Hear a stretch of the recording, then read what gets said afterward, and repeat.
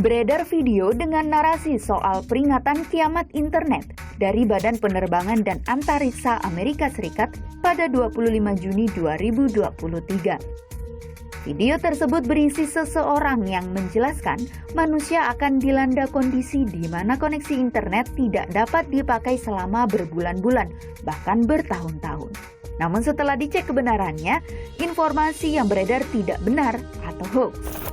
Dilansir dari kompas.com, tangkapan layar pada video klaim salah satunya adalah artikel The Mirror yang diunggah pada 7 Juni 2023 dan artikel dari Joy AI.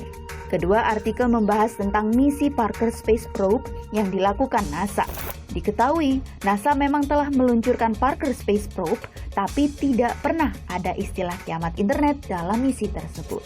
Istilah kiamat internet sendiri bersumber dari studi soal badai matahari yang ditulis oleh asisten Profesor Ilmu Komputer Universitas California, Sanggita Abdul-Jyoti pada 2021. Dilansir dari PolitiFact, Parker Space Probe merupakan misi yang diluncurkan NASA pada 2018. Dari misi tersebut, NASA dapat mengumpulkan informasi tentang angin surya dan mempelajari dampak angin surya terhadap kehidupan di bumi, antara lain perubahan orbit satelit, memperpendek umur satelit, dan mengganggu perangkat elektronik.